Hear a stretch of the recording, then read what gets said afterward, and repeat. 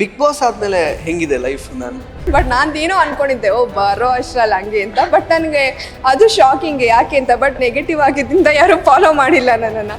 ಗಿಲ್ಲಿಗೆ actually 2.2 ಹತ್ತತ್ರ million ಇವಾಗ reach ಆಗಿರೋವಂಥದ್ದು. ಏನ್ ಅನ್ಸುತ್ತೆ ಅದ್ರ ಬಗ್ಗೆ? ಸೊ ಕೆಲವ್ರಿಗೆಲ್ಲ ತುಂಬ ಡ್ರಾಸ್ಟಿಕ್ ಆಗಿ ಫಾಲೋವರ್ಸ್ ಎಲ್ಲ ಚೇಂಜ್ ಆಗಿದ್ದಾರೆ. ಅದು ಹಣೆ ಬರನೂ ಇರಬೇಕು. ಯಾರಿಗೋ ಒಬ್ರಿಗೆ ಈ ಥರ ಒಂದೇ ಥರ ಬೂಮ್ ಆಗೋದು ಪಬ್ಲಿಸಿಟಿ ಎಲ್ಲ. ಡೆವಿಲ್ ಮೂವಿಯಲ್ಲಿ ಗಿಲ್ಲಿ ವರ್ಕ್ ಮಾಡಿದ್ದ. ಸೊ ಅಲ್ಲಿಗೆ ಡಿ ಬಾಸ್ ಫ್ಯಾನ್ಸ್ ಎಲ್ಲ ಅವ್ನ್ ಫ್ಯಾನ್ಸ್ ಕನ್ವರ್ಟ್ ಆಗಿರ್ಬೋದು. ಅಶ್ವಿನಿ ಮೇಡಮ್ ಮತ್ತು ಚೈತ್ರ ಕುಂದಾಪುರ ಅವರ ಒಂದು ಸೋಷಿಯಲ್ ಮೀಡಿಯಾ ವಾರ್ ನಡೀತಾ ಇದೆ ಆಕ್ಚುಲಿ ಹೊರಗಡೆ. ಸೊ ನಿಮಗೆ ಏನ್ ಅನ್ಸುತ್ತೆ? ಏನಕ್ಕೆಲ್ಲ ಬೇಕು ಇದೆಲ್ಲ ಅಂತ. ಸೊ ಇದೊಂಥರ ಏನ್ ಗೊತ್ತಾ, ಹುಡುಗಿದ ಜಗಳ ಇರ್ಬೋದು. ಆಫ್ಟರ್ ಬಿಗ್ ಬಾಸ್ ಹತ್ರ ಏನು ಕಂಟೆಂಟ್ ಇಲ್ಲ, ಅಯ್ಯೋ ಬಿಗ್ ಬಾಸ್ ಮುಗಿತಾರ ಅಂತ ಬೇಜಾರು. ಅವ್ರಿಗೆ ಇನ್ನೂ ಎಂಟರ್ಟೈನ್ ಮಾಡ್ತಾ ಇದೀವಿ ಅಂತ ತಿಳ್ಕೊಂಡೆ ಅಷ್ಟೇ. ಸಾಯಿಗಳಲ್ಲಿ ಸಿಕ್ಕಾಗ ಜಾನು ಏನು ಅಂತ ಹಿಂಗಂದ. ಅಲ್ಲಿ ತುಂಬ ರಶ್ ಆಗ್ತಿದ್ದಾರೆ ಅಂದ್ರೆ ನಾನು ಹಿಂದೆ ಹೋಗ್ಬಿಟ್ಟೆ. ಜಾನು ಬಾಬಾ ಅಂತ ಕೈ ಹಿಡಿದು ಎಳ್ಕೊಂಡು ಪಾಪ ಕರ್ಕೊಂಡ. ಸೊ ಅದೆಲ್ಲ ಅವನಲ್ಲಿ ಆ ಸೌಜನ್ಯಯುತ ನಡವಳಿಕೆ ನನಗೆ ಭಾಳ ಖುಷಿ ಆಯ್ತು. ನಮಸ್ಕಾರ ಸ್ನೇಹಿತರೆ, ವಿಶ್ವವಾಣಿ ಟಿವಿ ಸ್ಪೆಷಲ್ನ ಈ ಒಂದು ವಿಶೇಷ ಸಿನಿಮಾ ಸೆಗ್ಮೆಂಟಿಗೆ ಸ್ವಾಗತ. ನಾನು ಸುಜಯ್ ರಾಜ್. ಸ್ನೇಹಿತರೆ, ಬಿಗ್ ಬಾಸ್ ಖ್ಯಾತಿಯ ಜಾನ್ವಿ ಅವರ ಹೊಸ ಸಿನಿಮಾ ಯುವ ಸರ್ಕಾರ ಅನ್ನುವಂತಹ ಸಿನಿಮಾ ಇನ್ನೇನು ಸದ್ಯದಲ್ಲೇ ತೆರೆಗೆ ಬರಲಿಕ್ಕಿದೆ. ಇವತ್ತು ಈ ಸಿನಿಮಾದ ಲಿರಿಕಲ್ ವಿಡಿಯೋ ಸಾಂಗ್ ರಿಲೀಸ್ ಆಗಿತ್ತು. ಸದ್ಯಕ್ಕೆ ಈ ಒಂದು ಸಿನಿಮಾ ಬಗ್ಗೆ ಮಾತಾಡಲಿಕ್ಕೆ ನಮ್ಮ ಜೊತೆಗೆ ಜಾನ್ವಿ ಅವರು ಇದ್ದಾರೆ. ಮಾತಾಡ್ಸ್ತಾ ಹೋಗೋಣ ಬನ್ನಿ. Janhvi ma'am, firstly congratulations. ಒಂದು ಹೊಸ ಸಿನಿಮಾದ ಹೊಸ ಹಾಡು ಬಿಡುಗಡೆ ಆಗಿದೆ. ತುಂಬ ಚೆನ್ನಾಗಿ ಕಾಣ್ತಾ ಇದ್ದೀರಾ ಆ ಒಂದು ಸಾಂಗಲ್ಲಿ. ಫೆಬ್ರವರಿ 14ನೇ ತಾರೀಕು ಕಂಪ್ಲೀಟ್ ಲಿರಿಕಲ್ ವಿಡಿಯೋ ಕೂಡ ರಿಲೀಸ್ ಆಗುತ್ತೆ. ಸೊ ಎಷ್ಟು ಖುಷಿ ಇದೆ. ಈ ಸಿನಿಮಾ ಯಾವಾಗ ಆಗಿತ್ತು? Thank you very much first of all ನೀವು ಕೊಟ್ಟಿರೋ ಕಾಂಪ್ಲಿಮೆಂಟ್ಸ್ಗೆ. ಈ ಸಿನಿಮಾ ಬಿಫೋರ್ ಬಿಗ್ ಬಾಸೇ ಆಗಿತ್ತು. ಅಂದರೆ ಆ್ಯಕ್ಚುಲಿ ಅವರು ಮಾತಾಡಿ ತುಂಬ ದಿವಸ ಆಗಿತ್ತು. ಒಂದಷ್ಟು ಮಂತ್ಸ್ ಗ್ಯಾಪ್ ಆದಮೇಲೆ ಅದು ಶೂಟಿಂಗ್ ಶುರು ಆಯಿತು. ಅದು ನಾನು ಬಿಗ್ ಬಾಸ್ಗೆ ಹೋಗ್ತೀನಿ ಅಂದಿದ್ದಕ್ಕೆ ಬೇಗ ಶುರು ಮಾಡಿದ್ರು. ಅವ್ರಿಗೆ ಆ್ಯಕ್ಚುಲಿ ಸರ್ಗೆ ನಾನು ಹೇಳಿರಲಿಲ್ಲ. ಯಾಕಂದರೆ ಇದು ಗೊತ್ತಲ್ಲ, ಸಿನಿಮಾ ಈ ಮಂತು ಅಲ್ಲ ನೆಕ್ಸ್ಟ್ ಮಂತ್ ಶುರು ಹಾಗೆ ಹೋಗ್ತಾಯಿತ್ತು. ನಾನು ಒಂದ್ಸಲ ಹೇಳ್ಬಿಡೋಣ, ಅವ್ರೇನಾದ್ರು ಶೂಟಿಂಗ್ ಇಟ್ಕೊಂಡ್ಬಿಟ್ರೆ ಅಂದ್ಬಿಟ್ಟು ನಾನು ಸರ್ ಹಿಂಗೆ ನಾನು ಬಿಗ್ ಬಾಸ್ಗೆ ಹೋಗ್ತಾಯಿದ್ದೀನಿ ಅಂದಾಗ ಅದೇ ಒಂದು ಸ್ವಲ್ಪ ಆಯಿತು, ಅಯ್ಯೋ ಇಲ್ಲ ಡೇಟ್ಸ್ ಇದಾಗುತ್ತೆ ಹಾಗೆ ಅಂದರು. ಆಮೇಲೆ ನಾನು ಅವ್ರನ್ನ ಕನ್ವಿನ್ಸ್ ಮಾಡಿದೆ. ಅದಾದಮೇಲೆ ಶೂಟಿಂಗ್ ಕೂಡ ಚಿಕ್ಕಮಗಳೂರಲ್ಲಿ ಆಯಿತು, ಈ ಸಾಂಗ್ ಶೂಟು. ಸೊ ನಂಗೆ ತುಂಬ ಖುಷಿ ಆಯಿತು. ಸಂತೋಷ್ ಸರ್ ನನಗೆ ಕಾಲ್ ಮಾಡಿ ಅವ್ರು ಒಂದೇ ಮಾತು ಹೇಳಿದ್ದು, ಚೆನ್ನಾಗಿರೋರು ಪರ್ಫಾರ್ಮ್ ಮಾಡೋರು ಆರ್ಟಿಸ್ಟ್ ನಮಗೆ ಸಿಗ್ಬೋದಿತ್ತು, ಬಟ್ ನೀವು ಮಾತಾಡಿ ಏನಾದರೂ ಒಂದು ಅಚೀವ್ ಮಾಡಬೇಕು ಆ ಥರದ್ದೆಲ್ಲ ನಾನು ಮಾತಾಡಿ, ನಿಮ್ಮ ಪರ್ಸನಾಲಿಟಿ ಕೂಡ ಕಾರಣ ನಾನು ಈ ಮೂವಿಗೆ ಹಾಕ್ಕೊಳ್ಳೋದಕ್ಕೆ ಅಂತ ಹೇಳಿದರು. ಅವ್ರ ಬ್ಯಾಕ್ಗ್ರೌಂಡ್ ನಂಗೆ ಏನೂ ಗೊತ್ತಿರಲಿಲ್ಲ ಸರ್ ಬಗ್ಗೆ. ಆಮೇಲೆ ಶೂಟಿಂಗ್ ಎಲ್ಲ ಆಗಿ ಒಂದು ಅರ್ಧ ಆದಮೇಲೆ ನನಗೆ ಗೊತ್ತಾಯಿತು ಅವರು ಪಾರ್ವತಮ್ಮ ಅವರ ತಂಗಿ ಮಗ ಅಂತ. ಸೊ ಒಂದು ತುಂಬ ಡಿಸಿಪ್ಲಿನ್ಡ್ ಆ್ಯಂಡ್ ಪ್ಯಾಷನೇಟ್ ಮತ್ತು ಪ್ರೊಫೆಷ್ನಲ್ ಸರ್ ಅವರು. ಆ ಟೀಮ್ ಜೊತೆ ಕೆಲಸ ಮಾಡಿದ್ದು ನನಗಂತೂ ತುಂಬ ಖುಷಿ ಆಯಿತು. ಸೊ ಇನ್ನೂ ಪೆಂಡಿಂಗ್ ಇದೆ ನಮ್ಮದು ಈ ಸಾಂಗು. ತುಂಬ ಚೆನ್ನಾಗಿ ಬಂದಿದೆ ಆ್ಯಕ್ಚುಲಿ. ನನಗೊಂದು ಬ್ಯೂಟಿಫುಲ್ ಸಾಂಗ್ ಇರೋದಕ್ಕೆ ನಂಗೆ ತುಂಬ ಖುಷಿ. ತುಂಬ ಗ್ಲಾಮರಸ್ಸಾಗಿ ಕಾಣಿಸ್ಕೊಂಡಿದ್ದೀನಿ. ಮೊದಲನೇ ಸಿನಿಮಾ ನಿಮಗೆ ಗೊತ್ತಾ, ಅಧಿಪತ್ರದಲ್ಲಿ ಗ್ಲಾಮರಸ್ಸಾಗಿ ಕಾಣಿಸ್ಕೊಂಡಿದ್ದೆ. ಅದ್ರಲ್ಲಿ ನಂಗೆ ಸಾಂಗು ಏನೂ ಇರಲಿಲ್ಲ. ನನಗೊಂಥರ ಪತ್ರಕರ್ತೆ ಥರನೇ ಫೀಲ್ ಆಗ್ತಿತ್ತು. ನಾನೇನೋ ಆ್ಯಕ್ಟ್ ಮಾಡ್ತಾ ಇದ್ದೀನಿ ಅಂತ ಅನಿಸ್ತಾ ಇರಲಿಲ್ಲ. ಬಟ್ ಇದರಲ್ಲಿ ರೊಮ್ಯಾಂಟಿಕ್ ಆಗಿ ನೀರಲ್ಲೆಲ್ಲ ಸೀನ್ ಇದೆ. ತುಂಬ ಚೆನ್ನಾಗಿ ಬಂದಿದೆ. ಮ್ಯೂಸಿಕ್ ತುಂಬ ಚೆನ್ನಾಗಿದೆ, ಮಾರ್ಟಿನ್ ಅವ್ರು ಮಾಡಿದ್ದು. ಸೊ ಬಿಫೋರ್ ಬಿಗ್ ಬಾಸೇ ಆಗಿತ್ತು. ಅಲ್ಲಿ ಹೋಗಿ ಫುಲ್ ಟ್ಯಾನ್ ಆಗಿಬಿಟ್ಟಿದ್ದೆ ನಾನು ಶೂಟಿಂಗ್ ಟೈಮಲ್ಲಿ ಚಿಕ್ಕಮಗಳೂರಲ್ಲಿ. ಸೊ ಆಮೇಲೆ ಅಯ್ಯೋ ಬಿಗ್ ಬಾಸ್ ಬೇರೆ ಹೋಗ್ತಾ ಇದ್ದೀನಿ, ಟ್ಯಾನ್ ಬೇರೆ ಆಗ್ಬಿಟ್ಟಿದ್ದೀನಿ ಅಂತ. ಬಟ್ ವಂಡರ್ಫುಲ್ ಎಕ್ಸ್ಪೀರಿಯನ್ಸ್ ಸಾಂಗ್ದು. ನಾವು ಕೂಡ ಎದುರು ನೋಡ್ತಾ ಇದ್ದೀವಿ ಸಿನಿಮಾ ಯಾವ ರೀತಿ ಇರ್ಬೋದು ಅನ್ನೋ ಕುತೂಹಲ ಇದೆ. ಬಿಗ್ ಬಾಸ್ ಆದಮೇಲೆ ಹೆಂಗಿದೆ ಲೈಫ್? ಚೆನ್ನಾಗಿದೆ. ಮುಂಚೆಗಿಂತ ಜಾಸ್ತಿ ರೀಚ್ ಇದೆ, ರೆಕಗ್ನಿಷನ್ ತುಂಬ ಇದೆ. ಎಲ್ಲಿ ಹೋದ್ರೂ ಮಾತಾಡಿಸ್ತಾರೆ, ಬಿಗ್ ಬಾಸ್ ಬಗ್ಗೆ ಎಲ್ಲ ಹೇಳ್ತಾರೆ. ಚೆನ್ನಾಗೇ ಇದೆ. ನನಗೆ ಆ್ಯಕ್ಚುಲಿ ನಾನು ಇಷ್ಟಪಟ್ಟೆ ಹೋಗಿದ್ದು ಬಿಗ್ ಬಾಸ್ಗೆ. ಹೆಂಗಪ್ಪ ಏನೋ ನೆಗೆಟಿವ್ ಪಾಸಿಟಿವ್ ಅದ್ರ ಬಗ್ಗೆ ಏನೂ ಯೋಚನೆ ಮಾಡಲಿಲ್ಲ. ಬಟ್ ಏನಾದ್ರೂ ಓಕೆ, ನಾನು ಹೋಗ್ಬೇಕಂತಲೇ ನಂಗೆ ತುಂಬ ಆಸೆ ಇತ್ತು. ಸೊ ಚೆನ್ನಾಗಿದೆ, ಎಲ್ಲ ರೆಕಗ್ನೈಸ್ ಮಾಡ್ತಾ ಇದ್ದಾರೆ. ರೀಚ್ ವೈಸು ರೆಕಗ್ನಿಷನ್ ವೈಸ್ ಚೆನ್ನಾಗಿದೆ. ಬಟ್ ಕಮರ್ಷಿಯಲ್ ಇದ್ರ ವೈಸು ಸ್ವಲ್ಪ ಜಾಸ್ತಿ ಆಗಿದೆ ಅಷ್ಟೇ. ಡ್ರಾಸ್ಟಿಕ್ ಚೇಂಜ್ ಏನಿಲ್ಲ. ಯಾಕಂದರೆ ನಂಗೆ ಮುಂಚೆನೂ ಪಾಪ ತುಂಬ ಕರೆಯೋರು ಓಪನಿಂಗ್ಸ್ ಅದು ಇದು. ಇವಾಗ ಒಂದು ಸ್ವಲ್ಪ ಜಾಸ್ತಿ ಆಗಿದೆ. ಬಟ್ ಅದರ್ವೈಸ್ ರೆಕಗ್ನಿಷನ್ ತುಂಬ ಜಾಸ್ತಿ ಆಗಿದೆ. ಇನ್ಫ್ಯಾಕ್ಟ್ ಈಗ ಬಿಗ್ ಬಾಸ್ ಮನೆ ಒಳಗಡೆ ಇದ್ದಾಗ ಆಟ ನೋಡಿ ಕೆಲವೊಂದಷ್ಟು ಜನ ಅಂದರೆ ನಕಾರಾತ್ಮಕ ಪ್ರತಿಕ್ರಿಯೆಗಳನ್ನು ಕೊಡ್ತಾ ಇದ್ರು. ಬಟ್ ಹೊರಗಡೆ ಬಂದಮೇಲೆ ನಿಮ್ಮನ್ನು ಮಾತ್ರ ಅಂತಲ್ಲ, ಎಲ್ಲ ಕಂಟೆಸ್ಟೆಂಟ್ಸ್ಗಳನ್ನು ಒಂದು ರೀತಿ ಎಸ್ಪೆಷಲಿ ಈ ಒಂದು ಸೀಸನ್ ಕಂಟೆಸ್ಟೆಂಟ್ಸ್ಗಳನ್ನು ತುಂಬ ಹತ್ತಿರಕ್ಕೆ ತಗೊಂಡ್ಬಿಟ್ಟಿದ್ದಾರೆ ಜನಗಳು. ಆ್ಯಕ್ಚುಲಿ ನೋಡುವಾಗ ಅಷ್ಟರ ಮಟ್ಟಿಗೆ ರೀಚ್ ಎಲ್ರಿಗೂ ಅಷ್ಟೇ. ಅಂದರೆ ಒಂದು ಪರ್ಟಿಕ್ಯುಲರ್ ಇಷ್ಟು ಜನ ಫಾಲೋವರ್ಸ್ ಅಂತ ಇರ್ತಾ ಇದ್ರು ಇನ್ಸ್ಟಾಗ್ರಾಮಲ್ಲಿ ಎಲ್ರಿಗೂ. ಬಟ್ ಹೊರಗೆ ಬರುವಾಗ ಸಾಕಷ್ಟು ದುಪ್ಪಟ್ಟು ಜಾಸ್ತಿ ಆಗಿದೆ ಎಲ್ರಿಗೂ. ಏನು ಅನಿಸುತ್ತೆ ಆ ಒಂದು ಬೆಳವಣಿಗೆ ಬಗ್ಗೆ ನಿಮಗೆ? ಬೇರೆಯವ್ರಿಗೆಲ್ಲ ತುಂಬ ಜಾಸ್ತಿ ಆಗಿದೆ, ನನಗೇನು ತುಂಬ ಜಾಸ್ತಿ ಆಗಿರಲಿಲ್ಲ. ಬಟ್ ನಾನೇನೋ ಅಂದ್ಕೊಂಡಿದ್ದೆ, ಓ ಬರೋ ಅಷ್ಟರಲ್ಲಿ ಹಂಗೆ ಅಂತ. ಬಟ್ ನನಗೆ ಅದು ಶಾಕಿಂಗ್ ಯಾಕೆ ಅಂತ. ಬಟ್ ಯಾಕೆಂದರೆ ಅದು ನೆಗೆಟಿವ್ ಆಗಿದ್ದರಿಂದ ಯಾರೂ ಫಾಲೋ ಮಾಡಿಲ್ಲ ನನ್ನನ್ನು. ಅಂದರೆ ಏನು ಗೊತ್ತಾ, ನನಗೆ ಗೊತ್ತಿಲ್ಲ ಬೇರೆಯವ್ರು ಹೆಂಗೆ ಆಡಿದ್ರು ಏನೋ ನನಗೆ ಗೊತ್ತಿಲ್ಲ. ನಾನು ಯಾಕೆ ನೆಗೆಟಿವ್ ಆಗಿ ಆಚೆ ಕಡೆ ಅಂತ ಅಂದರೆ, ಅದು ನಾನೇ ಬೇಕು ಅಂತ ಮಾಡಿದ್ದು. ನಾನು ಅದು ಶೋನ ವ್ಯಕ್ತಿತ್ವ ಅದ್ರ ಆಚೆಗೆ ನಾನೊಂದು ಶೋ ಆ್ಯಂಗಲಲ್ಲಿ ಯೋಚನೆ ಮಾಡಿ ನನಗೊಂದು 2 ವೀಕ್ಸು ತುಂಬ ಡಲ್ ಆಗಿದೆ, ಕಂಟೆಸ್ಟೆಂಟ್ಸು ಕೂಡ ತುಂಬ ಲೇಸಿ ಇದ್ದಾರೆ, ಡಲ್ ಇದ್ದಾರೆ ಅಂತ ಹೇಳಿ ಆ ಗೆಜ್ಜೆ ಝಳಪಿಸಿದ್ದು ಅಲ್ಲಿಂದ ಶುರು ಆಯಿತು ನೋಡಿ. ಎಲ್ಲರೂ ಏನೋ ದೆವ್ವ ಅನ್ನೋ ಥರ ನೋಡಿದ್ರು. ಅವಾಗ TRP ಕೂಡ ರೇಸ್ ಆಯಿತು. ಸೊ ಅದು ನಾವೇನೋ ಮಾಡೋಕ್ಕೆ ಹೋಗಿ ಅದೇನೋ ಎಂಡ್ ಆಗಿ ನೆಗೆಟಿವ್ ಆಯಿತು, ಮತ್ತೊಂದಾಯಿತು, ವಾಟ್ ಎವರ್. ಬಟ್ ನಾನು ಅದೆಲ್ಲ ಏನಿದೆ ಅದು ಇಂಟೆನ್ಷನ್ಲಿ ಮಾಡಿದ್ದು. ಬಟ್ ನಾವು ಪರ್ಸ್ನಲಿ ಬಂದು ಜಾನ್ವಿ ಹೇಗೆ ಅಂತ ನಿಮಗೂ ಗೊತ್ತು, ಎಲ್ರಿಗೂ ಗೊತ್ತು ನಾನು ಎಷ್ಟು ಡೌನ್ ಟು ಅರ್ತ್, ಎಷ್ಟು ಸ್ವೀಟ್ ಅಂತ. ಅದು ನಾನು ಶೋಗೋಸ್ಕರ ಮಾಡಿದೆ ಅಂತ ಹೇಳಿದ್ರೆ ಖಂಡಿತ ನನಗೇನು ಅನಿಸಿಲ್ಲ. ಯಾಕಂದರೆ ನಾವಿರೋ ಸೀಸನ್ ತುಂಬ ಚೆನ್ನಾಗಿರಬೇಕು ಅಂತ ಅಲ್ಲಿ ಶುರು ಆಗಿದೆ. ಅದು ಏನೇ ನೆಗೆಟಿವ್ ಏನೇ ಇದ್ರೂ ಆ ಶೋನ ತುಂಬ ಎಂಜಾಯ್ ಮಾಡಿದ್ದಾರೆ. ಅಲ್ಲಿದ್ದಾಗ ನೀವು ಹಂಗೆ ಸಾಫ್ಟ್ ಸ್ಪೋಕನ್, ನೀವು ಎಷ್ಟು ಸಾಫ್ಟ್ ಅಂತಾರೆ. ನಾವು ಹೊರಗಡೆ ಸುಮ್ಮನೆ ಶೌಟ್ ಮಾಡೋಕ್ಕಂತೂ ಆಗಲ್ಲ. ಆ ಕಡೆಯಿಂದ ಏನಾರು ಆದರೆ ನಾವು ಮಾಡ್ಬೋದು. ಮತ್ತು ಶೋಗೆ ಮಸಾಲೆ ಬೇಕು ನೋಡೋರಿಗೆ. ಎಲ್ಲರೂ ದೇವತಾ ಮನುಷ್ಯರ ಥರ ಸೈಲೆಂಟಾಗಿ ಕೂತ್ರೆ ಯಾರು ನೋಡ್ತಾರೆ? ಯಾಕೆ ಚರ್ಚೆ ಏನಕ್ಕಾಗುತ್ತೆ ಅಲ್ವಾ? ಸೊ ಅದು ಆಗಲಿ, ಚೆನ್ನಾಗಾಗಲಿ ಅಂತಲೇ ನಾನು ಮಾಡಿದ್ದೆ. ಅದ್ರಲ್ಲಿ ನಾನು ವಿಲನ್ ಆಗಿ ಇನ್ನೊಬ್ರನ್ನ ಹೀರೋ ಮಾಡಿರ್ಬೋದು, ನನಗೆ ಕೆಲವ್ರೇನೋ ಮಾತಾಡಿರ್ಬೋದು. ಬಟ್ ಎಲ್ಲ ಅದು ಪಾರ್ಟ್ ಆಫ್ ದ ಗೇಮ್ ಅಷ್ಟೇ. ಸೊ ಕೆಲವ್ರಿಗೆಲ್ಲ ತುಂಬ ಡ್ರಾಸ್ಟಿಕ್ ಆಗಿ ಫಾಲೋವರ್ಸ್ ಎಲ್ಲ ಚೇಂಜ್ ಆಗಿದ್ದಾರೆ. ಅದೆಲ್ಲ ಒಂಥರ ಲಕ್ ಅಷ್ಟೇ. ಕೆಲವ್ರಿಗೆ ಅಷ್ಟು ಲಕ್ ತುಂಬ ಚೆನ್ನಾಗಿತ್ತು, ಬಂದಾಗ ಇಷ್ಟಪಟ್ಟಿದ್ದಾರೆ. ಎಲ್ರಿಗೂ ಒಂದೇ ಥರ ಸಿಗಲ್ಲ ಇಲ್ಲಿ. ಕೆಲವ್ರು ತುಂಬ ರೀಚ್ ಆಗಿಬಿಡ್ತಾರೆ, ಕಮರ್ಷಿಯಲಿ ತುಂಬ ಚೆನ್ನಾಗಾಗುತ್ತೆ. ಇನ್ನು ಕೆಲವ್ರಿಗೆ ತುಂಬ ಫಾಲೋವರ್ಸ್ ಆಗ್ತಾರೆ, ಅವಕಾಶಗಳು ಬರುತ್ತೆ. ಇನ್ನು ಏನಾಗುತ್ತೋ ಬಿಡುತ್ತೋ ಎಲ್ರಿಗೂ ರೆಕಗ್ನಿಷನ್ ಅಂತೂ ತುಂಬ ಚೆನ್ನಾಗಾಗುತ್ತೆ. ಆಮೇಲೆ ನಾನು ನೋಡ್ಬೋದು ಒಳಗಡೆ ನಮ್ಮನ್ನು ನೆಗೆಟಿವ್ ಆಗಿ ನೋಡಿದ್ರು ಆಚೆ ಬಂದಮೇಲೆ ಎಲ್ಲರೂ ತುಂಬ ಇಷ್ಟಪಡ್ತಾರೆ ಪ್ರತಿಯೊಬ್ಬರೂ ಅಂತ. ಸೊ ಪರ್ಸ್ನಲಿ ನಮ್ಮನ್ನು ಮೀಟ್ ಮಾಡಿದಾಗ ಎಲ್ಲರೂ ಯಾರೂ ದ್ವೇಷ ಮಾಡಲ್ಲ, ಎಲ್ಲರೂ ಫೋಟೋ ಕೇಳ್ತಾರೆ, ಎಲ್ಲರೂ ಖುಷಿ ಪಡ್ತಾರೆ, ಆಟದ ಬಗ್ಗೆ ಇನ್ನೂ ಇರಬೇಕಿತ್ತು ಅಂತಾರೆ. ಅದಾದಮೇಲೆ ನಾನು ತುಂಬ ಜನಕ್ಕೆ ಮುಂಚೆಯಿಂದನೂ ಕೂಡ ನನಗೊಂದು ಹೆಲ್ಪ್ ಮಾಡಬೇಕು, ಯಾಕಂದರೆ ನಾವು ತುಂಬ ಕಷ್ಟದಲ್ಲೇ ಬಂದಿದ್ದು, ಹೆಲ್ಪ್ ಮಾಡಬೇಕು ಅನ್ನೋದೆಲ್ಲ ತುಂಬ ಇತ್ತು. ಮುಂಚೆ ನಾನು ತೋರಿಸ್ಕೋತಾ ಇರಲಿಲ್ಲ. ನನ್ನ ರಿಲೇಟಿವ್ಸೇ ಎಷ್ಟು ಕಷ್ಟದಲ್ಲಿರೋರಿಗೆ, ಅಥವಾ ನಾನು ಒಂದು ಜಿಮ್ಗೆ ಹೋಗಿ ಅಲ್ಲಿ ಯಾರಾದ್ರು ವಾಚ್ಮ್ಯಾನು ನಿದ್ದೆ ಮಾಡದೆ ನೈಟ್ ಶಿಫ್ಟಲ್ಲೆಲ್ಲ ಇರ್ತಾರಲ್ಲ, ಅವ್ರ ಕಷ್ಟಗಳನ್ನ ನೋಡಿ ನಾನು ಹೋಗಿ ಸಹಾಯ ಮಾಡೋದೆಲ್ಲ ಮಾಡ್ತಿದ್ದೆ, ಅದು ತೋರಿಸ್ಕೋತಿಲ್ಲ. ಬಟ್ ಇವಾಗ ನೀವೇ ಹೇಳ್ದಂಗೆ ಫಾಲೋವರ್ಸ್ ಜಾಸ್ತಿ ಆಗಿದ್ದಾರೆ, ನಮ್ಮನ್ನು ತುಂಬ ಹತ್ತಿರದಿಂದ ಇಷ್ಟಪಡ್ತಾ ಇದ್ದಾರೆ ಅಂತ. ಸೊ ನಾವು ಮಾಡುವಂಥ ಸಹಾಯನ ತೋರಿಸ್ಕೊಂಡಾಗ ಇನ್ನೊಂದಷ್ಟು ಜನಕ್ಕೆ ಇನ್ಸ್ಪೈರ್ ಆಗಿ ಅವರು ಮಾಡಲಿ ಅಂತ ಹೇಳಿ ನಾನು ಅದನ್ನು ಇನ್ಸ್ಟಾಗ್ರಾಮಿಗೆ ಹಾಕ್ತಾ ಇದ್ದೀನಿ ಅಷ್ಟೇ. ಅದಕ್ಕೆ ತುಂಬ ಅಪ್ರಿಸಿಯೇಷನು ಸಿಗ್ತಾ ಇದೆ, ಎಲ್ರಿಗೂ ತುಂಬ ಖುಷಿ ಆಗ್ತಾ ಇದೆ. ಸೊ ನಾನು ಡಿಸೈಡ್ ಮಾಡಿದ್ದೀನಿ ಸುಜಯ್ ಅವರೇ, ನಾನು ಏನು ಅರ್ನ್ ಮಾಡ್ತೀನೋ ಅದರ 10% ನಾನು ಯಾರಿಗೆ ನೀಡಿದೆಯೋ, ಅಂದರೆ ನಾವು ತುಂಬ ದುಡ್ಡು ಕೊಟ್ಟರೆ, ನಾನೊಂದ್ಸಲ ಇಂಟರ್ವ್ಯೂನಲ್ಲೂ ಹೇಳಿದೆ, ನಾನು ತುಂಬ ಹೆಲ್ಪ್ ಮಾಡಬೇಕು, ಆ ಥರ ಎಲ್ಲ ತುಂಬ ಆಸೆ ಇದೆ, ಮಹದಾಸೆ ಇದೆ ಅಂತ. ಸೊ ಅದು ಇಲ್ಲಿಂದ ನಾನು ತೋರಿಸ್ಕೊಳ್ಳೋಕೆ ಶುರು ಮಾಡಿದ್ದೀನಿ ಅಷ್ಟೇ, ಮುಂಚೆ ತೋರಿಸ್ಕೊಳ್ದಲ್ಲೇ ಮಾಡ್ತಾಯಿದ್ದೆ. ಸೊ ನನ್ನ ಅರ್ನಿಂಗ್ನ 10% ಯಾರಿಗೆ ತುಂಬ ನೀಡಿರೋದು, ನನ್ನ ಕೈಲಾದಷ್ಟು ರೇಷನ್ ಕೊಡಿಸೋದು, ಆ ಥರ ಮಾಡೋಣ ಅಂದ್ಕೊಂಡಿದ್ದೆ. ಹಾಗಾಗಿ ಬಿಗ್ ಬಾಸಲ್ಲಿ ಇರೋರ್ಗೆ ಎಲ್ರಿಗೂ ಅಷ್ಟೇ, ಏನೇ ಪಾಸಿಟಿವ್ ಆಗಲಿ ನೆಗೆಟಿವ್ ಆಗಲಿ ಜನರ ಪ್ರೀತಿ ಅಂತೂ ಸಿಗ್ತಾ ಇದೆ. ಯಾಕಂದರೆ ಅದು ಆಟ ಅನ್ನೋದು ಜನಕ್ಕೆ ಅರ್ಥ ಆಗ್ತಾಯಿದೆ, ಜನ ತುಂಬ ಬುದ್ಧಿವಂತರು. ಮ್ಯಾಮ್, ನೀವೇನು ಆ್ಯಕ್ಚುಲಿ 10% ನಿಮ್ಮ ಆದಾಯದಲ್ಲಿ ನೀವು ಈ ಥರ ಅಂದರೆ ಚಾರಿಟಿ ವರ್ಕ್ಸಿಗೆ ಸ್ಪೆಂಡ್ ಮಾಡ್ತೀನಿ ಅಂತ ಹೇಳಿದ್ರೆ, that's actually a very Nobel idea. ಅಂದರೆ ಆ ಥರ ಯೋಚನೆ ಎಲ್ರಿಗೂ ಬರಲ್ಲ ಫಸ್ಟ್ ಆಫ್ ಆಲ್. ಆ್ಯಂಡ್ ನೀವು ಆ ಥರದೊಂದು ಯೋಚನೆ ಮಾಡಿದ್ದೀರಾ, ಒಳ್ಳೇದಾಗಲಿ, ನಿಮಗೆ ಹೆಚ್ಚೆಚ್ಚು ನೀವು ಹಣ ಸಂಪಾದನೆ ಮಾಡೋ ಥರ ಆಗಲಿ. ಸೊ ದ್ಯಾಟ್ 10% ನಿಮಗೆ ಅಂದರೆ ನಿಮ್ಮಿಂದ ತುಂಬ ಜನಕ್ಕೆ ಅದ್ರ ಹೆಲ್ಪ್ ಆಗುತ್ತೆ.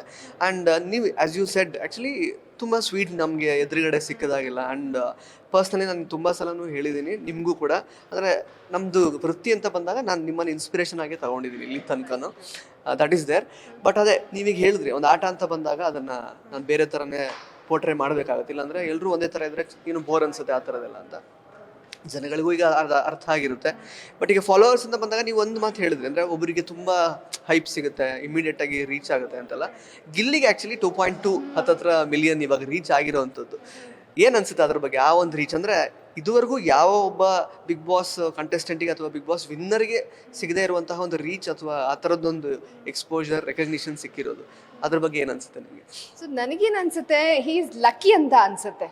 ಓಕೆ, ಇದರಲ್ಲಿ ಅದು ಹಣೆ ಬರನೂ ಇರಬೇಕು. ಯಾರಿಗೋ ಒಬ್ರಿಗೆ ಈ ಥರ ಒಂದೇ ಥರ ಬೂಮ್ ಆಗೋದು, ಪಬ್ಲಿಸಿಟಿ ಎಲ್ಲ ಅಫ್ಕೋರ್ಸ್ ಹಿ ಈಸ್ ಟ್ಯಾಲೆಂಟೆಡ್, ಅವ್ನು ತುಂಬ ಸ್ಪಾಂಟೇನಿಯಸ್ ಇದ್ದಾನೆ, ಜನಗಳನ್ನ ನಗ್ಸಿದ್ದಾನೆ, ಎಲ್ಲ ಮಾಡಿದ್ದಾನೆ.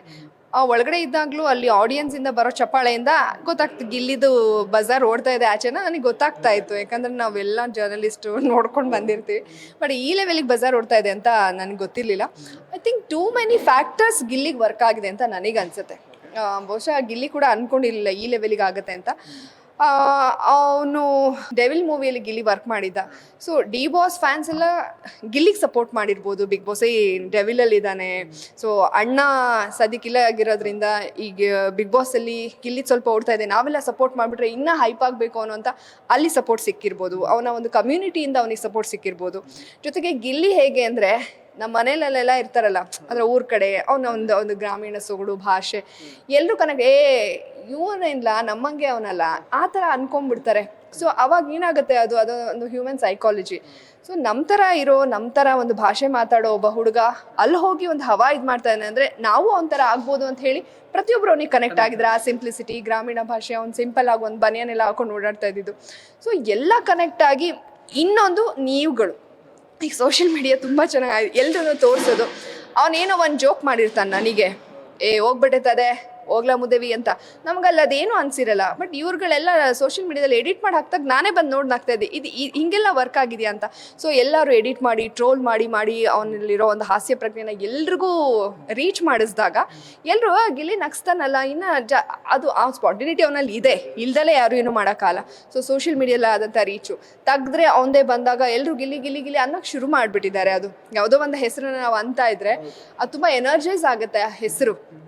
ಸೊ ಹಾಗಾಗಿ ಬಹುಶಃ ನಾನು ಇನ್ನು ನೇಮಾಲಜಿ ಅದು ತೊಗೊಂಡ್ರೆ ಅವ್ನು ಫಸ್ಟ್ ನಟರಾಜ ಅಂತ ಇದ್ದ, ಈಗ ಗಿಲಿ ನಟ ಅಂತ ಅದು ಯಾವುದೋ ಒಂದು ಯೂಟ್ಯೂಬ್ ಆದಮೇಲೆ. ಸೊ ಹೆಸರು ಬದಲಾವಣೆನೂ ಅವನಿಗೆ ವರ್ಕ್ ಆಗಿರ್ಬೋದು ನ್ಯೂಮರಾಲಜಿ ಅಸ್ಟ್ರಾಲಜಿ ಪ್ರಕಾರ. ಸೊ ಎಲ್ಲ ಫ್ಯಾಕ್ಟರ್ಸ್ ಅವನಿಗೆ ವರ್ಕ್ ಆಗಿದೆ. ಒಂದು ಕಮ್ಯುನಿಟಿ ಇರ್ಬೋದು, ಅವನ ಕಮ್ಯುನಿಟಿಯಲ್ಲಿ ತುಂಬ ಸಪೋರ್ಟ್ ಮಾಡ್ತಾರೆ, ನಾನು ನೋಡಿದ್ದೀನಿ. ಈವನ್ ನಮ್ಮ ಮಾನ್ಯ ಮುಖ್ಯಮಂತ್ರಿಗಳು ಕೂಡ ಆ ಒಂದು ಕಮ್ಯುನಿಟಿ ಜನ ತುಂಬ ಸಪೋರ್ಟ್ ಮಾಡೋದನ್ನು ನಾನು ನೋಡಿದ್ದೀನಿ. ನಮ್ಮವರು ಅಂತ ಬಂದಾಗ ಅವರು ಯಾರು ಬಿಟ್ಕೊಡಲ್ಲ. ಮತ್ತು ಆ ನಂಗೆ ರಾಬರ್ಟೇ ಬರ್ತಾ ಇದೆ, ಡೆವಿಲ್ ಮೂವಿಯಲ್ಲಿ ಅವನು ಆ್ಯಕ್ಟ್ ಮಾಡಿದ್ದು ಡಿ ಬಾಸ್ ಫ್ಯಾನ್ಸ್ ಎಲ್ಲ ಅವನಿಗೆ ಕನ್ವರ್ಟ್ ಆಗಿರ್ಬೋದು, ಅವ್ನು ಹಾಸ್ಯ ಪ್ರಜ್ಞೆ ಇರ್ಬೋದು, ಅವನು ಫಸ್ಟೇ ಫೇಮಸ್ ಇದ್ದ. ಸೊ ಇದೆಲ್ಲ ಸೇರಿ ವರ್ಕ್ ಆಗಿ ಅದೇನು 2.2 ಮಿಲಿಯನ್ ಆಗೋಗಿದೆ. ಬಹುಶಃ ಅವನಿಗೆ ಅದನ್ನು ಹೆಂಗೆ ಹ್ಯಾಂಡ್ಲ್ ಮಾಡೋದು, ಯಾರನ್ನು ಮೀಟ್ ಮಾಡೋದು, ಇದೇನು ಹಿಂಗೆ ಬಂದ್ಬಿಡಿದೆ ಅಂತ ಅವನೇ ಮೋಸ್ಟ್ಲಿ ಪಿಂಚ್ ಮಾಡ್ಕೊತಿರ್ತಾನೆ ಅನ್ಸುತ್ತೆ. ಸೊ ಎಲ್ಲ ಹಣೆ ಬರನೂ ಚೆನ್ನಾಗಿರಬೇಕು, ಅಷ್ಟು ಮಾತ್ರ ಹೇಳಬಲ್ಲೆ. ಎಸ್, ಅಂದ್ರೆ ನೀವು ಬರೀ ಈಗ ಹಣೆ ಬರಹಕ್ಕೆ ಮಾತ್ರ ಸ್ಟಿಕ್ ಆನ್ ಆದ್ರೆ ಅದಕ್ಕೂ ಕಮೆಂಟ್ ಮಾಡ್ತಾರೆ. ಈಗ ಹಂಗಾದ್ರೆ ನಮ್ ಗಿಲ್ಲಿಯಲ್ಲಿ ಏನೋ ಟ್ಯಾಲೆಂಟ್ ಇಲ್ವಾ ಅಂತೆಲ್ಲ. ಸ್ಪಾಂಟೇನಿಯಸ್ ಇದೆ, ಅದನ್ನೇ ನಾನು ಹೇಳಿದ್ದು. Of course he is spontaneous, he is talented. ಅವ್ನು ಸ್ಕ್ರಿಪ್ಟ್ ರೈಟರ್ ಕೂಡ ಹೌದು, ಡೈರೆಕ್ಟರ್ ಕೂಡ. ಸೊ ಅವನಲ್ಲಿ ಟ್ಯಾಲೆಂಟ್ ಇದೆ. ಬಟ್ ಅದಕ್ಕೆ ಬೇರೆ ಬೇರೆ ಫ್ಯಾಕ್ಟರ್ಸು ವರ್ಕ್ ಆದಾಗ ಮತ್ತು ಹಣೆ ಬರ ಚೆನ್ನಾಗಿದ್ದಾಗ ಹೋಗ್ತೀವಿ. ತುಂಬ ಜನ ಟ್ಯಾಲೆಂಟೆಡ್ ಇರ್ತಾರೆ, ತುಂಬ ಜನ ನಟಿಯರು ತೊಗೊಂಡ್ರೆ ಹೀರೋಯಿನ್ಸು ತುಂಬ ಚೆನ್ನಾಗಿರೋರು ಇರ್ತಾರೆ ಪರ್ಫಾರ್ಮ್, ಬಟ್ ಅವ್ರಿಗೆ ರೀಚ್ ಅನ್ನೋದೇ ಸಿಗಲ್ಲ. ಎಷ್ಟೋ ಒಳ್ಳೆ ಚಿತ್ರಗಳು ಕನ್ನಡದಲ್ಲಿ ಬರುತ್ತೆ. ಈಗ ಫ್ಲರ್ಟ್ ಮೂವಿ ಸಖತ್ತಾಗಿದೆ, ಬಟ್ ಜನ ಹೋಗಿ ನೋಡಲ್ಲ. ಅಂದರೆ ಎಲ್ಲದಕ್ಕೂ ಇಲ್ಲಿ ಬರ್ಕೊಂಡು ಬಂದಿರಬೇಕು ಅಂತ ಅನಿಸುತ್ತೆ. ಎಷ್ಟು ಚೆನ್ನಾಗಿದೆ ಮೂವಿ, ನನಗೆ ಅದಕ್ಕೆ ಇವತ್ತಿಗೂ ಆಶ್ಚರ್ಯ ಆಗುತ್ತೆ. ಸೊ ಹಾಗಾಗಿ ಲಕ್ ಕೂಡ ಇರಬೇಕು ನನ್ನ ಪ್ರಕಾರ. ಮ್ಯಾಮ್, ಇನ್ನೊಂದು ಆ್ಯಕ್ಚುಲಿ ನಂಗೆ ಇವತ್ತು ಬೆಳಗ್ಗೆ ಥಾಟ್ ಬಂದಿದ್ದು, ಅಂದರೆ ನನಗೆ ಈ ಪ್ರೆಸ್ ಮೀಟ್ ಅದೇನು ನನ್ನ ತಲೆ ಇರಲಿಲ್ಲ. ಬಟ್ ನಾನು ಯೋಚನೆ ಮಾಡ್ತಾ ಇದ್ದೆ, ನಮಗೆ ಸಿಂಪಲಾಗಿ ಏನೋ ಒಂದು ಕಡೆ ನಾವು ಮಾಡೋ ಕೆಲಸದಲ್ಲಿ ಅಥವಾ ನಾವು ಕೆಲಸ ಮಾಡ್ತಾ ಇರೋ ಜಾಗದಲ್ಲಿ ಏನೋ ಒಂದು ಸಣ್ಣದಾಗ ಒಂದು ಬ್ಯಾಕ್ ಕ್ಲಾಶ್ ಅಥವಾ ಏನೋ ಒಂದು ಸ್ವಲ್ಪ ಹಿಂದೆ ಯಾರೋ ಮಾತಾಡ್ತಿದ್ದಾರೆ ಅಂತ ಅನ್ನಿಸ್ದಾಗ್ಲೇ ಅದೊಂದು ಚಿಕ್ಕದ ವಿಷಯಕ್ಕೇ ತುಂಬ ಒಂದೊಂದ್ಸಲ ನಮಗೆ ಒಂಥರ ಅದನ್ನು ತಗೊಳಕ್ಕಾಗಲ್ಲ. ಹೆಂಗಪ್ಪ ಇದು ಒಂಥರ ತಲೆ ಕೆಡಿಸ್ಕೊಂಡ್ಬಿಡ್ತೀವಿ. ಬಟ್ ನೀವೀಗ ಅಂದರೆ ಈಗ ನೆಗೆಟಿವ್ ಸುಮಾರಷ್ಟು ಅಂದರೆ ಹೊರಗಡೆ ಆಗಿದೆ, ಬಟ್ ಸ್ಟಿಲ್ ನೀವು ಅಷ್ಟು ಸ್ಟ್ರಾಂಗ್ ಆಗಿ ಇರ್ತೀರಾ. Like I was thinking like ಆಗ್ಬೋದಲ್ಲ ಮಾರು, ಲೈಕ್ ಜಾನ್ವಿ ಮ್ಯಾಮ್ ಎಷ್ಟು ಅಂದರೆ ಸ್ಟ್ರಾಂಗ್ ಆಗಿ ತಗೊಳ್ತಾರೆ ವಿಷಯಗಳು. ಮತ್ತು ಹೊರಗಡೆನೂ ಸುಮಾರೆಲ್ಲ ಆಗಿತ್ತು ನೀವು ಒಳಗಡೆ ಇದ್ದಾಗ, ಅದನ್ನೆಲ್ಲ ತುಂಬ ಲೈಕ್ ಸ್ಟ್ರಾಂಗ್ ಆಗಿ ಫೇಸ್ ಮಾಡಿದ್ರಿ ನೀವು. ಅಂದರೆ ಅದು ನಿಜವಾಗ್ಲೂ ಅದು ಎಲ್ರಿಗೂ ಬರಲ್ಲ ಅದು. ಸೊ ಇಷ್ಟು ಸ್ಟ್ರಾಂಗ್ ಆಗೋದಕ್ಕೆ ಏನು ಕಾರಣ ಆಗಿದೆ ನಿಮಗೆ ಅಂತ? ಐ ಡೋಂಟ್ ನೋ, ನಾನು ಇರೋದೇ ಹೀಗೆ. ಮತ್ತು ನಾನು ತುಂಬ ಅಂದರೆ ಜೀವನ ನನಗೆ ಇದನ್ನು ಕಲಿಸಿದೆ. ಸೊ ನನಗೆ ಏನು ಅನಿಸ್ಲಿ, ನೀವು ಏನಾರು ಅನ್ಕೋಬೋದು ಹೊರಗಡೆ ಆಗಿದ್ದು ಎಲ್ಲ ಬೇರೆ ಬೇರೆ ಫ್ಯಾಕ್ಟರ್ಸು ಇಳ್ಕೋಗೋ, ನನಗೆ ನಿಜವಾಗ್ಲೂ ಖುಷಿನೇ ಆಯಿತು ಬಿಡಪ್ಪ. ಅಂದರೆ ನಾನು ವಿಚಾರಗಳನ್ನ ನೋಡೋ ರೀತಿನೇ ಬೇರೆ. ನಾನು ಇದರಿಂದ ನನಗೇನು ಪರಿಣಾಮ ಬೀರುತ್ತೆ, ನನ್ನ ಕುಟುಂಬಕ್ಕೆ ಏನು ಪರಿಣಾಮ ಬೀರುತ್ತೆ, ಮೇನ್ ಅದೇ. ಯಾಕಂದರೆ ನಾವು ಎಷ್ಟೇ ಸರಿಯಾಗಿದ್ರೂ ನೆಗೆಟಿವ್ಸ್ ಹುಡ್ಕೋರು ಅಥವಾ ತಪ್ಪುಗಳನ್ನ ಹುಡ್ಕೋರು ಇದ್ದೇ ಇರ್ತಾರೆ. ಆವಾಗ ನನ್ನ ಕುಟುಂಬ ನನ್ನ ಜೊತೆಗೆ ನಿಂತಲ್ಲ, ಅದೇ ನನ್ನ ಸ್ಟ್ರೆಂತ್ ಅಂತ ಹೇಳ್ಬೋದು. ಹೊರಗಡೆ ಏನೇ ವಿಚಾರ ಆಗಿದ್ರೆ, ಯಾಕಂದರೆ ಅವ್ರಿಗೆ ನಾನೇನಂತ ಗೊತ್ತು, ನನ್ನ ಮಗನಿಗೆ ನಾನೇನಂತ ಗೊತ್ತು. ಅಲ್ಟಿಮೇಟ್ಲಿ ನಾವು ನಾವು ಅವ್ರ ಜೊತೆನೇ ಇರಬೇಕು, ನಾನು ಇರೋದು ಅವ್ರಿಗೋಸ್ಕರ. ನನಗೆ ಹೊರಗಡೆ ವಿಚಾರ ನನ್ನನ್ನು ಎಳ್ಳಷ್ಟು ನನ್ನನ್ನು ಅಳ್ಳಾಡ್ಸೋದಿಲ್ಲ. ನಾನು ಸ್ವಲ್ಪ ಫ್ಯಾಮಿಲಿ ವಿಚಾರಕ್ಕೆ ಅಟ್ಯಾಚ್ಡ್. ಸೊ ಹಾಗಂತ ನಮ್ಮನ್ನು ಬೆಳೆಸೋರೇ ಜನರು. ಬಟ್ ಅಷ್ಟು ಜನರ ಮಧ್ಯೆ ಎಲ್ಲೋ ಈಗ ಸೋಷಿಯಲ್ ಮೀಡಿಯಾದಲ್ಲಿ ಎಷ್ಟು ಜನ ಆ್ಯಕ್ಟಿವ್ ಇರ್ತಾರೆ? ಈಗ ನಮ್ಮಲ್ಲಿ ಕರ್ನಾಟಕದಲ್ಲಿ 7 ಕೋಟಿ ಜನಸಂಖ್ಯೆಯಲ್ಲಿ 7 ಕೋಟಿ ಜನನೂ ಸೋಷಿಯಲ್ ಮೀಡಿಯಾದಲ್ಲಿ ಇದ್ದಾರಾ? ಇಲ್ಲ. ಎಲ್ಲೋ 1 ಲಕ್ಷ ಜನ ಆ್ಯಕ್ಟಿವ್ ಆಗಿರ್ತಾರೆ. ಒಂದಷ್ಟು ಅದರಲ್ಲಿ ಒಂದು 5-10% ಟ್ರೋಲ್ ಮಾಡ್ಬೋದು. ಬಿಟ್ಟರೆ ಇಡೀ 7 ಕೋಟಿ ಜನರ ಅಭಿಪ್ರಾಯ ಅದಲ್ವಲ್ಲ. ಈಗ ನನಗೂ ಎಷ್ಟೋ ಜನ ಇಷ್ಟ ಅಥವಾ ಎಷ್ಟೋ ಜನ ಇಷ್ಟ ಆಗಲ್ಲ, ನಾನು ಅದನ್ನು ರಿಯಾಕ್ಟೇ ಮಾಡೋಕ್ಕೆ ಹೋಗಲ್ಲ. ನಂತರ ಆಡಿಯನ್ಸ್ ಎಷ್ಟು ಜನ ಇರ್ತಾರೆ, ಕ್ಲಾಸ್ ಆಡಿಯನ್ಸು ಇರ್ತಾರೆ. ಈಗ ನನಗೆ ವಿರಾಟ್ ಕೊಹ್ಲಿ ಇಷ್ಟ, ವಿಜಯ್ ತಳಪತಿ ತುಂಬ ಇಷ್ಟ, ಡೈ ಹಾರ್ಡ್ ಫ್ಯಾನು. ನಾನು ಎಲ್ಲೂ ಹೋಗೋರು ಫೋಟೋಗೆ ಲೈಕು ಕೂಡ ಮಾಡಲ್ಲ ಅಥವಾ ಬಂದಿದ್ದಾರೆ ಅಂತ ಓಡೋಗಲ್ಲ. ಸ್ಕ್ರೀನಲ್ಲಿ ನೋಡಿದಾಗ ನಾನು ಏನೋ ಒಂಥರ ಖುಷಿ ಆಗುತ್ತೆ. ಇವನ್ ವಿರಾಟ್ ಅವರು ಹತ್ತುವಾಗ ನಾನು ಹತ್ತಿದ್ದೀನಿ. ಸೊ ಆ ಥರ ಇದು. ಹಾಗಾಗಿ ನಮ್ಮ ಥರ ಆಡಿಯನ್ಸು ಸೈಲೆಂಟಾಗಿ ಅದನ್ನು ವಿಶ್ಲೇಷಣೆ ಮಾಡೋರು, ಅನಲೈಸ್ ಮಾಡೋರು ಇರ್ತಾರೆ. ಈಕೆ ಲೈಫಲ್ಲಿ ಇದಾಗಿದೆ.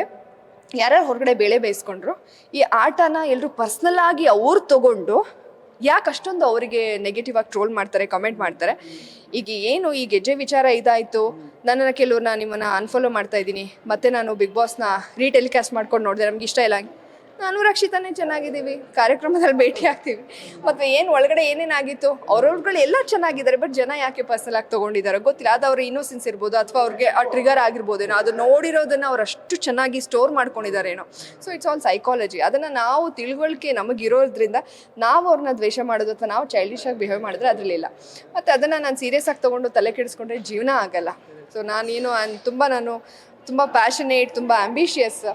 ಸೊ ನಾವು ಮಾಡೋ ಒಳ್ಳೆ ಕೆಲಸಗಳಿಗೆ ಅಪ್ರಿಸಿಯೇಷನ್ ಅಷ್ಟೇ ಇದೆಯಲ್ಲ, ಏನೋ ಒಂದು ತುಂಬ ಕಮ್ಮಿ ರೇಷನಿಗೆ ಒಂದು 6,000 ಆಯಿತಾ ಒಬ್ಬರಿಗೆ, ಅದನ್ನು ಅಷ್ಟೊಂದು ಪ್ರೀತಿ ಕೊಟ್ಟು ಇದು ಮಾಡುವಾಗ ಈ ಸಣ್ಣ ಪುಟ್ಟ ನೆಗೆಟಿವ್ಸ್ ಎಲ್ಲ ಹಾಗೆ ಹೋಗ್ಬಿಡುತ್ತೆ.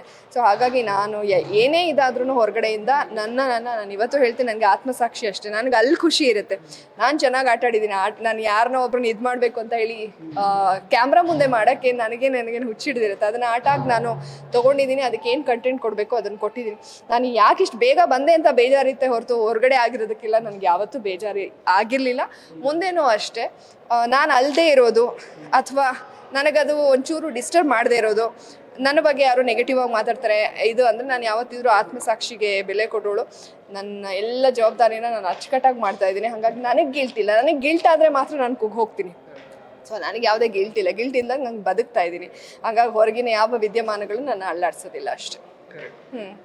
ಮ್ಯಾಮ್, ಇನ್ನು ಆ್ಯಕ್ಚುಲಿ ಅಶ್ವಿನಿ ಮೇಡಮ್ ಮತ್ತು ಚೈತ್ರ ಕುಂದಾಪುರ ಅವರ ಒಂದು ಸೋಷಿಯಲ್ ಮೀಡಿಯಾ ವಾರ್ ನಡೀತಾ ಇದೆ ಆ್ಯಕ್ಚುಲಿ ಹೊರಗಡೆ. ಸೊ ನಿಮಗೆ ಏನು ಅನಿಸುತ್ತೆ? ಎಲ್ಲೂ ಹೆಸರುಗಳು ಮೆನ್ಷನ್ ಮಾಡ್ಕೋತಾ ಇಲ್ಲ, ಬಟ್ ಸ್ಟಿಲ್ ಅಂದರೆ ಅವರೊಂದು ಪೋಸ್ಟ್ ಹಾಕಿದ್ರೆ ಇಲ್ಲೊಂದು ಪೋಸ್ಟ್ ಬರುತ್ತೆ, ಹಂಗೆ ಆಗ್ತಾ ಇದ್ದಾವ ಸಿಕ್ಕಾಪಟ್ಟೆ ವಾಗ್ವಾದ, ಅದು ಪರ್ಸ್ನಲ್ ಲೆವೆಲಿಗೆಲ್ಲ ಹೋಗ್ತಾ ಇದೆ. ಸೊ ಏನು ಅನಿಸುತ್ತೆ ನಿಮಗೆ? ಅದು ಏನಕ್ಕೋ ಅವ್ರು ಹಾಕಿರೋದಕ್ಕೆ ಇವರೇನೋ ರಿಯಾಕ್ಟ್ ಮಾಡಿ, ಎಲ್ಲೂ ಕೂಡ ಹೆಸರು ಮೆನ್ಷನ್ ಆಗ್ತಲ್ಲ. ಅಲ್ಲಿ ಮಧ್ಯೆ ನಂದು ಬೇರೆ, ನಾನು ಏನೋ ಒಂದು ಹಾಕಿದ್ದೀನಿ ಮನುಷ್ಯ ಪ್ರಾಣಿ ಅಂತ. ಅದಕ್ಕೆ ಅವ್ರು ಯಾಕೆ, ನಾನು ಅಲ್ಲೇ ಅಂದೆ, ನೀವು ಯಾಕೆ ರಿಯಾಕ್ಟ್ ಮಾಡ್ತಾ ಇದ್ದೀರಾ? I don't know. ಇದೆಲ್ಲ ಒಂಥರ ಏನಂದ್ರೆ ಇಲ್ಲ, ಆ್ಯಕ್ಚುಲಿ ಅವರು ನಾನು ಚೆನ್ನಾಗಿದ್ವಿ. ಪಾಪ ಅವ್ರು ನನ್ನ ನಂಬರ್ ಹುಡ್ಕೊಂಡು ಮಾಡಿದ್ರೆ ಅಥವಾ ಇಲ್ಲ, ಅವ್ರ ಇಂಟರ್ವ್ಯೂಗೆ ಅಂತ ನಾನು ಮಾಡಿದ್ದೆ ಹೋದ ಸೀಸನ್ಗೆ. ಅವಾಗ ಹಾಗೆ ನಂಬರ್ ಇತ್ತು, ತುಂಬ ಚೆನ್ನಾಗಿ ಮಾತಾಡಿದ್ರು, ಚೆನ್ನಾಗಿ ಆಟ ಆಡ್ತೀರಾ ಅಂತ, ಚೆನ್ನಾಗೇ ಇದ್ವಿ ನಾವು. ಬಟ್ ಗೊತ್ತಿಲ್ಲ, ನಾನು ಅವ್ರಿಗೆ ಹಿಂಗೆ ಗಾಯ ಇಷ್ಟ ಆಗಿದೆ. ಅಷ್ಟು ಗಾಯಗಳು ಒಬ್ಬರೇ ಮಾಡೋಕ್ಕಾಗತ್ತಾ ಹೇಳಿ? ಅದು ಏನೇನೋ ಆಗಿರ್ಬೋದು. ಸೊ ಯಾರು ಪರಿಚಿದ್ದಾರೆ, ಅದೊಂದು ಮನುಷ್ಯ ಪ್ರಾಣಿ ಅಂದೆ. ನಂಗೆ ಗೊತ್ತಿಲ್ಲ ಅವ್ರು ಯಾಕೆ ರಿಯಾಕ್ಟ್ ಮಾಡ್ತಾರೆ. ಹಾಗಾದ್ರೆ ಎಲ್ಲ ಫುಲ್ ಗಾಯ ಅವರೇ ಮಾಡಿದಾರಾ ಗೊತ್ತಿಲ್ಲ. ಸೊ ಇದೊಂಥರ ಏನು ಗೊತ್ತಾ, ಹುಡುಗಿರ ಜಗಳ ಇರ್ಬೋದು ಅಥವಾ ಬಿಗ್ ಬಾಸ್ ಫೈಟ್ ಇರ್ಬೋದು, ಅದನ್ನು ಫನ್ನಿ ವೇನಲ್ಲಿ ತಗೊಳ್ಳಿ ಅಷ್ಟೇ. ನಾನು ಐ ಸ್ಟಾಪ್ಡ್. ನನಗೆ ಆಮೇಲೆ ಅಲ್ಲಿ ಹೋಗಿ ಏನೇನು ಕಮೆಂಟ್ ಆಯಿತು ಅಥವಾ ಎಲ್ಲೆಲ್ಲಿ ಏನೇನು ಬಂತು, ಯಾವ್ಯಾವ ಚಾನಲ್ ನಾನು ನೋಡಿಲ್ಲ. ನನ್ನ ಫ್ರೆಂಡ್ಸ್ ಹೇಳ್ತಿರ್ತಾರೆ ಏನಕ್ಕೆಲ್ಲ ಬೇಕು ಇದೆಲ್ಲ ಅಂತ. ಗೊತ್ತಿಲ್ಲ, ನಾನು ಹೆಸರು ಮೆನ್ಷನ್ ಮಾಡಿ ಮಾತಾಡಿದ್ರೆ ಅವ್ರು ನನಗೆ ರಿಪ್ಲೈ ಮಾಡಬೇಕು. ನಾನು ಎಲ್ಲೂ ಹೆಸರು ಮೆನ್ಷನ್ ಮಾಡಿಲ್ಲ, ಅವ್ರು ಯಾಕೆ ನನ್ನ ಹೇಳಿದ್ರು ಅಂತ. ಸೊ ಇದೊಂಥರ ಬಿಡಿ, ಎಲ್ಲರೂ ಫನ್ ಎಂಜಾಯ್ ಮಾಡಲಿ. ಆಫ್ಟರ್ ಬಿಗ್ ಬಾಸ್ ಹತ್ರ ಏನು ಕಂಟೆಂಟ್ ಇಲ್ಲ, ಅಯ್ಯೋ ಬಿಗ್ ಬಾಸ್ ಮುಗಿತಾರ ಅಂತ ಬೇಜಾರು, ಅವ್ರಿಗೆ ಇನ್ನೂ ಎಂಟರ್ಟೈನ್ ಮಾಡ್ತಾ ಇದ್ದೀವಿ ಅಂತ ತಿಳ್ಕೊಳ್ಳಿ ಅಷ್ಟೇ. ಆ್ಯಕ್ಚುಲಿ ಒಂದು ಲೆಕ್ಕದಲ್ಲಿ ಹೇಳಿದ್ದು ನಿಜಾನೇ ನೀವು. ಅಂದರೆ ಅದೇ ಓಡ್ತಾ ಇದೆ ಈಗ ಆ್ಯಕ್ಚುಲಿ. ಅಂದರೆ ಬಿಗ್ ಬಾಸ್ ಬಿಟ್ಟು ಬೇರೆ ಏನೋ ಕಂಟೆಂಟಿಗೆ ಟಚ್ ಮಾಡಿದ್ರು ಅದೇನು ಜಾಸ್ತಿ ಜನಗಳಿಗೆ ರುಚಿಸ್ತಾ ಇಲ್ಲ, ಹಂಗೆ ಆಗೋಗಿದೆ ಇವಾಗ ಅದು. ಮತ್ತು ಇನ್ನೊಂದು ಏನಂದರೆ ಮ್ಯಾಮ್, ಗಿಲ್ಲಿ ಅವರು ಚಿಕ್ಕಮ್ಮ ಅನ್ನೋ ಒಂದು ಹೆಸರು ಕೊಟ್ಟರು, ಮತ್ತು ಕಿತಾಪತಿ ಹೆಂಗಸರು ಅನ್ನೋ ಹೆಸರನ್ನು ಕೊಟ್ಟರು. ಎರಡೂ ಚಾಲ್ತಿಯಲ್ಲಿ ಇದೆ ಆ್ಯಕ್ಚುಲಿ. ಬಟ್ ಈಗ ಸಾಯಿ ಗೋಲ್ಡ್ ಪ್ಯಾಲೇಸ್ ಅಲ್ಲೊಂದು ಇವೆಂಟಲ್ಲೆಲ್ಲ ಅವ್ರು ನಿಮ್ಮನ್ನು ಅಲ್ಲಿ ತಡೀತಾ ಇದ್ದಿದ್ದು, ಲೈಕ್ ಅಂದರೆ ಅವರು ಹಿ ವಾಸ್ ಲೈಕ್ ಅಂದರೆ ಗಾರ್ಡಿಂಗ್ ಯು. ಅಂದರೆ ಏನೇನು ಮಾತಾಡ್ಕೊಂಡ್ರಿ ಹೊರಗಡೆ ಬಂದಮೇಲೆ? ಪ್ಲಸ್ ಮೊನ್ನೆ ದೊಡ್ಡ ಮನೆ ಹಬ್ಬ ಎಲ್ಲ ಆಗಿದೆ. ಸೊ ಗಿಲ್ಲಿ ಜೊತೆ ಬಾಂಡಿಂಗ್ ಎಲ್ಲ ಹೇಗಿದೆ ಅಂತ? ಬಾಂಡಿಂಗ್ ಅಂತ ಏನಿಲ್ಲ ಗಿಲ್ಲಿ ಜೊತೆಗೆ.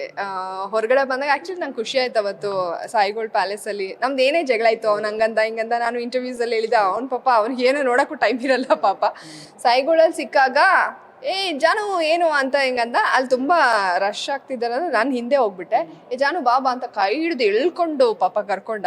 ಅದಾದಮೇಲೆ ಒಳಗಡೆ ಕೂತಾಗ್ಲೂ ಅಷ್ಟೇ, ಮೋಸ್ಟ್ಲಿ ಅಲ್ಲಿ ತುಂಬ ಜನ ಮೀಡಿಯಾದವ್ರು ಇರಲಿಲ್ಲ. ತುಂಬ ಕಂಜೆಸ್ಟೆಡ್ ರೂಮಲ್ಲಿ ಅವರು ಪ್ರೆಸ್ ಮೀಟ್ ಮಾಡ್ತಾಯಿದ್ರು. ಅಲ್ಲಿ ಓಕೆ ಸ್ವಲ್ಪ ಚೇರ್ಸ್ ಎಲ್ಲ ಇದಾಗ್ತಿತ್ತಂತ, ಒಂದೆಷ್ಟು ಚೇರ್ಸ್ ಆಚೆ ಹೋಗೋದು ಬರೋದೆಲ್ಲ ಆಗ್ತಿತ್ತು. ಅವಾಗ ನಾನೊಂದು ಸ್ವಲ್ಪ ಹೊತ್ತು ನಿಂತ್ಕೊಂಡಿದ್ದೆ. ಅವ್ನು ಒಂಥರ ದಿಡಕಂತ ಎದ್ಬಿಟ್ಟ, ಇಲ್ಲ ಬೇಡ ಅವ್ರಿಗೆ ಚೇರ್ ಇಲ್ಲ ಅಂತ ಹೇಳ್ಬಿಟ್ಟು ಗಿಲ್ಲಿ ಚೇರ್ ಹಾಕೋ ತನಕ ಬಿಡಲಿಲ್ಲ. ಸೊ ಅದೆಲ್ಲ ಅವನಲ್ಲಿ ಆ ಸೌಜನ್ಯಯುತ ನಡವಳಿಕೆ ನನಗೆ ಭಾಳ ಖುಷಿ ಆಯಿತು. ಆಫ್ಟರ್ ಬಿಗ್ ಬಾಸ್ ಸಿಕ್ಕಾಗ ಅವನೇ ಟ್ರೀಟ್ ಮಾಡಿದ್ದು ಅದೆಲ್ಲ ತುಂಬ ಖುಷಿ ಆಯಿತು. ಆ ಟೈಟಲ್ ಬೇರೆ ಕೊಟ್ಬಿಟ್ಟಿದ್ದಾರೆ. ನಾನು ನೋಡಿದ್ರೆ ನಾನು ಚಿಕ್ಕವ ಥರ ಇದ್ದೀನ ನೋಡಿ, ಬರ್ತಾ ಬರ್ತಾ ಸಣ್ಣಾಗಿ ಎಷ್ಟು ಇದಾಗಿದ್ದೀನಿ. ಬಟ್ ಅದೇನೋ ಅವನೇನೋ ಪದ್ಯ ನಾವಿಬ್ರು ಸ್ವಲ್ಪ ಅಲ್ಲಿ ಒಳಗಡೆ ಜೋರಿದ್ವಿ ಅಂತ ಏನೋ ಮಾಡ್ದ. ಅದು ಆ ಸಾಂಗ್ ಅಂತೂ ಎಷ್ಟು ಓಡ್ತಾ ಇದೆ ಎಲ್ಲ ಕಡೆ. ಸೊ ಅವನೇನು ಮಾಡಿದ್ರು ಅದು ಸುದ್ದಿ ಆಗಿದೆ, ಜನಕ್ಕೆ ಇಷ್ಟ ಆಗಿದೆ ಆಚೆ ಕಡೆ. ಸೊ ದೊಡ್ಡ ಮನೆ ಹಬ್ಬದಲ್ಲಿ ನಾನು ಜಾಸ್ತಿ ಟೈಮ್ ಸ್ಪೆಂಡ್ ಮಾಡೋಕ್ಕಾಗಲಿಲ್ಲ. ನಂಗೆ ಅವತ್ತೇನೋ ಸ್ವಲ್ಪ ಲೋ ಶುಗರ್ ಆಗಿ ನಾನು ವಾಪಸ್ ಬಂದುಬಿಟ್ಟೆ. ಬೆಳಗ್ಗೆ ಹೋಗಿದ್ದೆ, ನಾನು ಎಂಟೈರ್ ಪ್ರೋಗ್ರಾಮಲ್ಲಿ ಇರೋಕ್ಕಾಗಲಿಲ್ಲ. ಸೊ ಅಲ್ಲಿ ನಾನು ಮಾತಾಡೋಕ್ಕಾಗಲಿಲ್ಲ. ಆಮೇಲೆ ಬಂದರು ಅವರೆಲ್ಲ, ನಾನು ಬೇಗ ಹೋಗಿದ್ದೆ. ಸೊ ಅಂದರೆ ಐ ಥಿಂಕ್ ನನಗೇನು ಹಂಗೆ ಪರ್ಸ್ನಲ್ ಅಂತ ಇಲ್ಲ, ಬಟ್ ಅವ್ನು ಸಿಕ್ಕಾಗ ಅವ್ನು ಬಿಹೇವ್ ಮಾಡಿದ್ದು ನಂಗೆ ತುಂಬ ಖುಷಿ ಆಯಿತು. ಇಂಟ್ರೆಸ್ಟಿಂಗ್ ಮತ್ತು ಇನ್ಫಾರ್ಮೇಟಿವ್ ವಿಡಿಯೋಗಳನ್ನು ಮಿಸ್ ಮಾಡ್ಕೋಬೇಡಿ. ಈಗಲೇ ಸಬ್ಸ್ಕ್ರೈಬ್ ಮಾಡಿ.